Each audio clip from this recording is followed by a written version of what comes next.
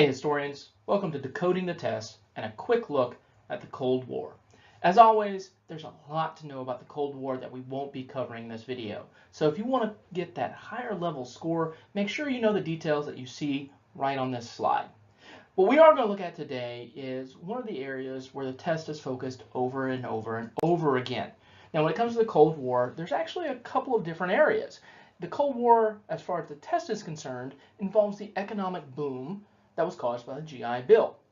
It involves the crisis moments that everyone knows, like the Cuban Missile Crisis. It involves the containment and domino theories. It involves the Korean War. It involves a change in executive power. And finally, it involves detente between the Soviet Union and the United States. But today, we're going to look at Vietnam. Now, here's what you need to know about the Vietnam War. As far as the test seems to be concerned, it's the reaction to the Vietnam War. More specifically, a negative reaction to the Vietnam War. Usually when you're tested about Vietnam, it's going to be about the negative reaction. When you comb through the past questions, the only kind of pure knowledge-based, question on the Vietnam War is the one you see in front of you, which is kind of a very generalized one. It talks about between the Gulf of Tonkin Resolution and the start of the Tet Offensive, what happened in the Vietnam War. Well, the Gulf of Tonkin Resolution is in 1964, and it's usually regarded as the kickoff to the Vietnam War. The Tet Offensive is in 1968, 4 years later. What happens between the two? More and more U.S. troops are sent to Vietnam, and that's your answer. Answer choice H. Now, like I said, that's actually kind of a rare question. More often, you're going to get the reaction to the Vietnam War. Question after question after question. You're going to get, what did the Vietnam War cause as far as reaction, both overseas and right here in the U.S.? So let's look at one of those questions. Which of these best explains why worldwide reactions to U.S. involvement in Vietnam grew increasingly hostile during the late 60s and early 70s? The answer choice is C. The United States was viewed as an aggressor invading an underdeveloped nation. That is how the world saw the Vietnam War. Rightly or wrongly, what they saw was a giant superpower, the United States, invading a small, underdeveloped third world nation, a nation that subsisted on the product of their rice paddies, a nation that was not urban, that was very rural, that was still located in villages. That's where their population was centered. So it just wasn't a great PR look for the United States. But again, most of what you're going to get on the Vietnam War is going to be about how Americans felt about the war. So, how did press coverage of events during the Vietnam War affect the United States?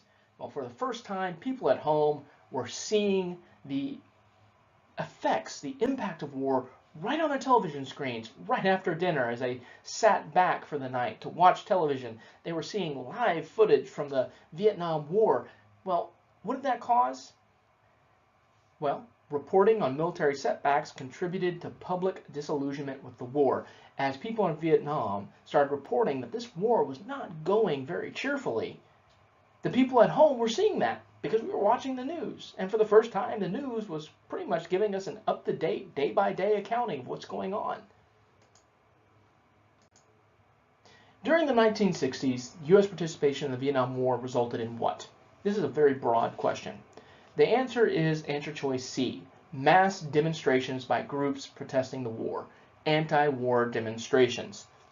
There are going to be a couple more questions on these anti-war demonstrations. This one is a specific one. You get a New York Times article talking about 4 Kent State University students being killed by Ohio National Guardsmen. Now this is referring to an incident known as the Kent State Massacre. There is a giant anti-war protest by students at Kent State.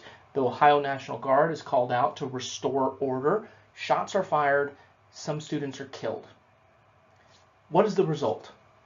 The result is there's an increase of support for the anti-war movement. The feeling was that if this war could lead to American soldiers shooting American students, then it couldn't be a good thing.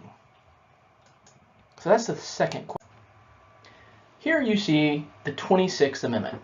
The right of citizens of the United States who are 18 years of age or older to vote shall not be denied. Okay, the question is, this amendment gained support based on the belief that people should have the right to vote if they're old enough to do what? Well, the answer is J, be drafted into the military. Before Vietnam, the voting age was 21. So we were drafting kids at 18 years of age and basically sending them to fight and possibly die. But we were also saying they weren't old and wise enough to vote yet. And during the Vietnam War, this got to be kind of a sticking point. And the 26th Amendment really is a response to that, that if you're old enough to fight and die, you're old enough to cast a vote for your country. So what do we see about Vietnam? Again, it's all about reactions. International reaction is negative. We are viewed as a big superpower picking on a smaller country. Reaction at home is negative. It is negative. Anti-war protests are erupting across the country. The specific incident is the Kent State shooting that you saw. And a more specific reaction is the 26th Amendment, which lowered the voting age to 18.